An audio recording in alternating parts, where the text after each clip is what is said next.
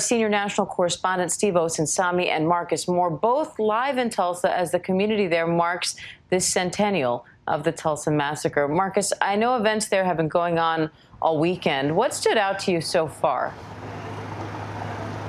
Well, Diane, first and foremost, I mean, the amount of people who have come here of all walks of life is something that you certainly notice here, that people feel a connection to this and want to learn more. And beyond that, I think what really has struck me most about what I saw this weekend is the sense that people who, now that they know about the Greenwood massacre, they feel a sense of responsibility to share the story and to make sure that other people know what happened here in Tulsa.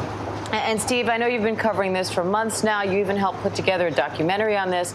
How significant is it to have the spotlight on Tulsa in this way and to have the president coming there today after the story was buried for so long? It's incredibly significant. You know, we are having big conversations in this country about reconciliation. In fact, I'm standing in front of a tower of reconciliation, a monument dedicated to that effort. And reconciliation on issues of race don't begin in this country until we start speaking the truth about the issue. And so what we're having happen right now is truth-telling. People are finally speaking the truth about what happened here 100 years ago.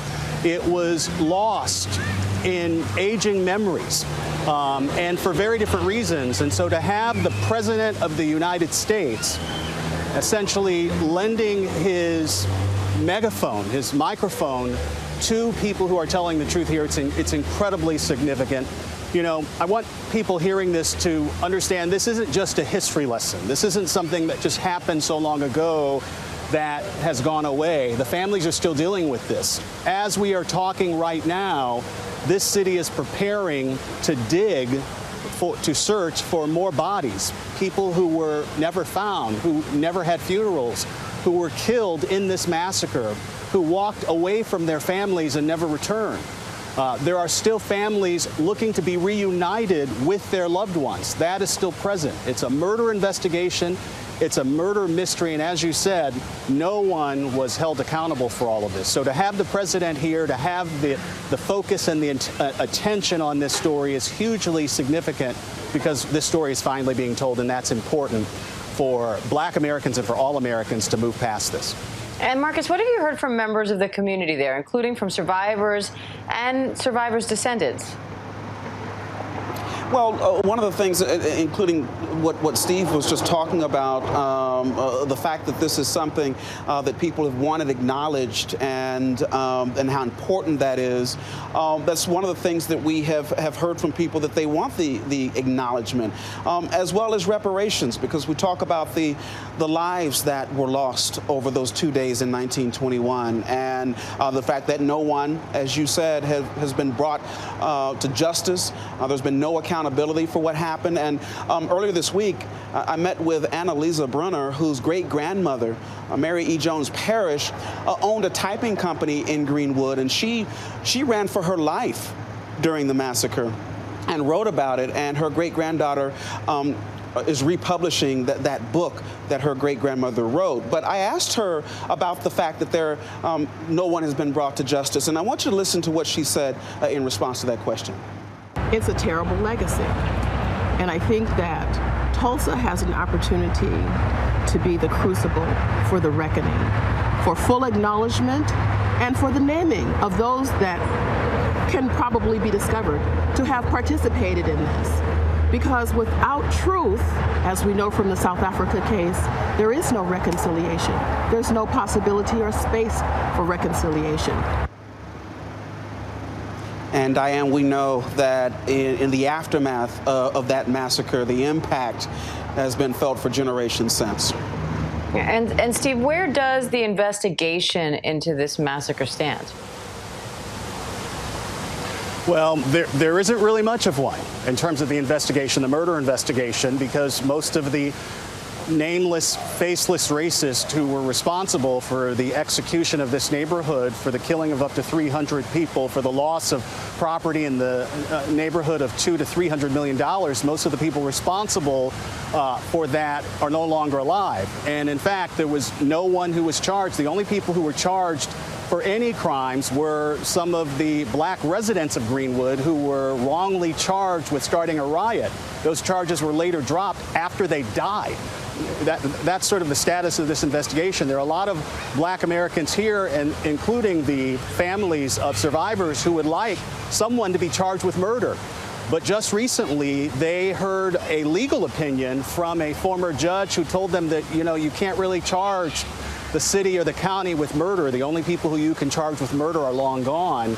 And so there isn't really too much of an investigation. And that's why the families here are really underlining this issue of payments to these families, reparations, and are making this a very significant issue here in this city.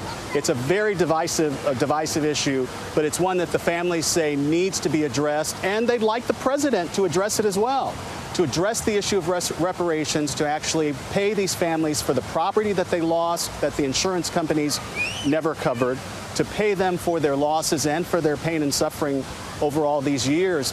And, in talking with some of the survivors, they tell us it doesn't even necessarily have to be payments. One woman who we talked with said that, we could easily use in this neighborhood, she says, some sort of training center for the young people.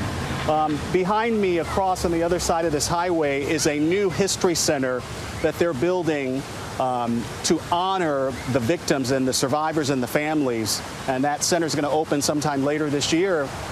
There are some people here who would tell you that there were no neighborhood children or teenagers who actually worked on that history center to build it. And that perhaps a good use of the money that was used to build it would be to build a training center for the children and teenagers and young people who live in this neighborhood, to give them the kind of skills that they can use to overcome some of the disadvantages that were the direct result of this massacre, as this generational wealth that was lost over time affected family after family after family. So, as far as the investigation, there really isn't much of one. Right now, they're really focusing on trying to find the dead bodies. And I'll point out one thing to you, Diane. The significance of finding these bodies is big in this city, because for many, many decades, it was just a rumor. And it was a rumor that you only heard among black families, because most of white Tulsa either didn't know it happened or didn't believe it was true when they were told. It was just so hard to fathom that there were these bodies buried somewhere underneath this city. And last fall, or in fall of when they did the dig where they found these bodies, it confirmed a long-standing rumor that this truly happened.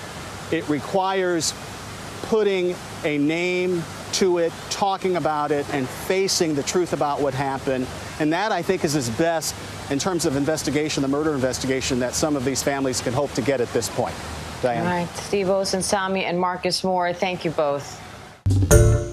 Hi, everyone. George Stephanopoulos here. Thanks for checking out the ABC News YouTube channel. If you'd like to get more videos, show highlights, and watch live event coverage, click on the right over here to subscribe to our channel. And don't forget to download the ABC News app for breaking news alerts. Thanks for watching.